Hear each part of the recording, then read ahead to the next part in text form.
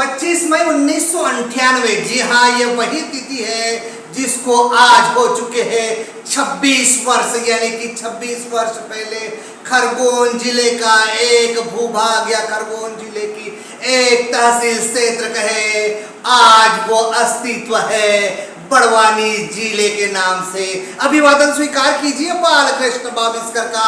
और आज मुख्य नायक उन बातों पर चर्चा करना चाहता है जिसमें बड़वानी जिले ने क्या निरंतर प्रगति के पथ पर अग्रसर हुआ है या यहाँ पर कोई बड़े मुद्दे ऐसे हैं जो अभी भी अनसुलझे हैं। और दूसरी ओर प्रकृति का प्रकोप देखिए, ग्रीष्म काल में बड़वानी जिला एक भट्टी की तरह तप रहा है। तो इस तपते भट्टी को बड़वानी जिले के प्रशासन ने किस प्रकार से एक शीतल जिला बनाने की कोशिश की है, या उसमें कामयाब हुई है अथवा नाकामयाब हुई है, रोजगार के क्या संसाधन है और यहाँ के मानव जीवन किस प्रकार है, इन्हीं मुद्दों पर बात करना चाहता है मुख्य नायक। और तमाम सवाल पूछना चाहता है सरकार से, चाहे वो किसी भी पार्टी की सरकार हो। इन 26 वर्षों में उन्होंने बड़वानी जिले के लिए क्या कायाकल्प किया है, बड़वानी जिले को विकसित जिला बनाने के लिए क्या प्रयास किए हैं, या उनके प्रयास विफल रहे, या भरसक प्रयास करने के बाद बड़वानी जिले ने एक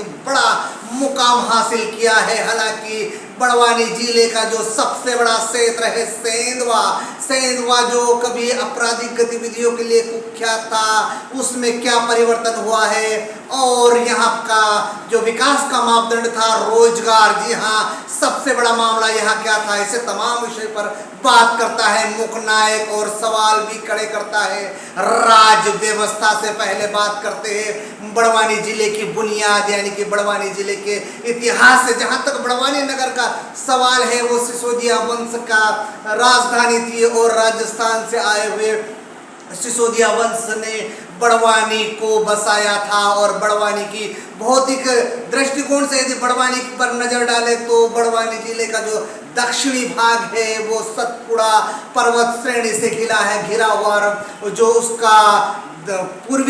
उसका उत्तरी भाग है वो विंध्याचल पर्वत और पास में है जीवनदायिनी माँ नर्मदा। इसके कारण यहाँ के तापमान में भी कितनी वृद्धि होती है, क्योंकि तापमान में वृद्धि होना बड़वानी जिले का एक अपना विषय है, क्योंकि वो बड़वानी जिला इन दिनों भट्टी के समान तप रहा है। हालांकि संपूर्ण मध्य प्रदेश के निमाड़ मालवा में बड़वानी जिले का जो आंकड़ा है, जो पारा है, वो निश्चित रूप से आगे बढ़ा है।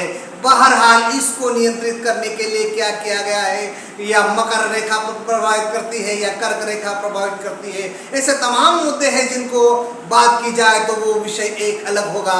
बहरहाल हम सिंहावलोकन करें तो बड़वानी जिले का इतिहास यह है कि ये जो जिला है, इस जिले में भौतिक रूप से दक्षिण की ओर जाए तो महाराष्ट्र का धुलिया जिला, और दक्षिण पूर्व की ओर जाए तो महाराष्ट्र का जलगांव जिला, और दक्षिण पश्चिम की ओर जाए तो महाराष्ट्र का नंदुरबार जिला है।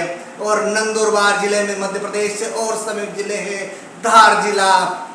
जहाँ तक खरगोन जिले के संदर्भ में बात की जाए, खरगोन जिले का एक हिस्सा था, उसी प्रकार धार जिले और खरगोन जिले से घिरा हुआ बड़वानी का एक अपना अस्तित्व है। जहाँ तक विशेष प्रासंगिक विषय के संदर्भ में मुख्य नायक सवाल करना चाहता है, यदि बड़वानी जिला या बड़वानी जिला मुख्यालय यदि भट्टी के समान तपता है, यहाँ का तापमान प्रतिवर्ष ग्रीष्म ऋतु में यदि 44 डिग्री सेल्सियस या 47, 48 या 49 डिग्री सेल्सियस तक यदि पहुंचा है, तो फिर आखिर मुख्य नायक सवाल करना चाहता है प्रशासन से, तो इस भट्टी के तरह तपते और लू के तपेड़े छोड़ने वाला, गर्म हवा छोड़ने वाला बड़वानी मुख्यालय को सरकार ने आखिर ऐसे कौन से काम किए हैं। हालांकि उन कामों को पर भी प्रश्न उठाएगा मुख्य नायक बेबाकी तरीके से और निर्भीक तरीके से, क्योंकि हर वर्ष जब वर्षा ऋतु के प्रारंभ में होता है तो करोड़ों की लागत से पौधारोपण किया जाता है। जो नंगी पहाड़ियां है जहां पर फूट है, उनको हरियाली का महोत्सव के रूप में मनाकर सरकार करोड़ों रुपए पानी के समान बहाती है, लेकिन वे पेड़ पौधे आखिर क्यों नहीं लहलाते हैं? ये राजनीतिक कमी है या तो फिर सामाजिक जागरूकता की कमी है।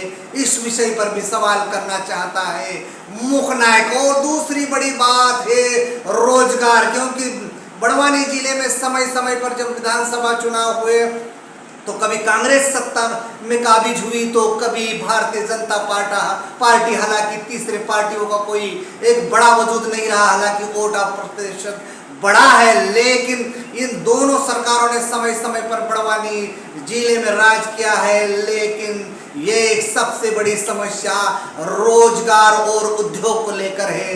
जब रोजगार और उद्योग की बात करते हैं तो एक पार्टी दूसरे पार्टी पर आरोप प्रत्यारोप करती है और दूसरी पार्टी भी तीसरे को एक विकल्प बनाने का काम करती है, किंतु जो दो राजनीति के महायोद्धा पार्टियां हैं वे केवल एक दूसरे पर आरोप प्रत्यारोप करती है। और जो बड़वानी जिले का सेंधवा क्षेत्र है, जो एक बड़े उद्योग के नाम से मध्य प्रदेश नहीं भारत के मानचित्र पर आया था, भारत के पटल पर आया था, लेकिन राजनीतिक समता कहे या स्वार्थता कहे या फिर काम करने की एक जिद कहे, इन जिदों में जो असफल हुआ है बड़वानी जिले का सेंधवा, क्योंकि सेंधवा सफेद सोने की नगरी के नाम से जाना जाता था। एक समय था कि सेंधवा में लगभग 114 जिनिंग फैक्ट्रियां हुआ करती थी और रोजगार की भरमार थी। महाराष्ट्र कहे या फिर अन्य समीपवर्ती जिले से कहे, कई लोग वहां से पलायन करके सेंधवा में बसे थे और सेंधवा एक जिले की आर्थिक राजधानी के रूप में उभरा था।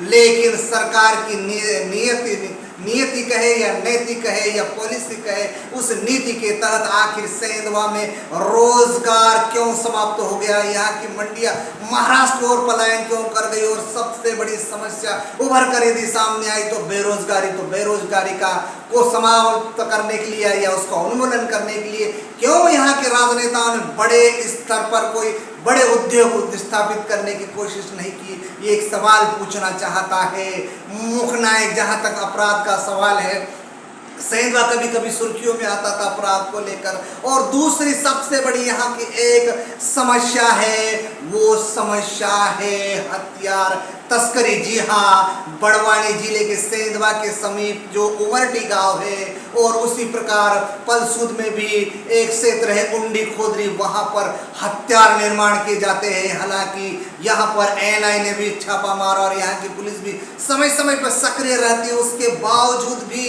जो हथियार तस्करी में नाम आ रहा है निश्चित रूप से एक चिंतनीय विषय है। तो उन चिंतनीय विषय पर सरकार ने आखिर ऐसे क्या ठोस कदम उठाए, इनका भी सवाल पूछना चाहता है मुखनायक। और इसी प्रकार से तमाम बातें होने के बाद ये आखिर यदि हम विकास की बात करें तो सेंधवा में विकास हुआ है, बड़वानी जिला मुख्यालय पर विकास हुआ है, यहाँ पर रोजगार के संसाधनों में इजाफा हुआ है, कृषि में इजाफा हुआ है, भौतिक संसाधनों में इजाफा हुआ है, सख्त प्रशासन के फलस्वरूप यहाँ के अपराधों पर अंकुश लगा है।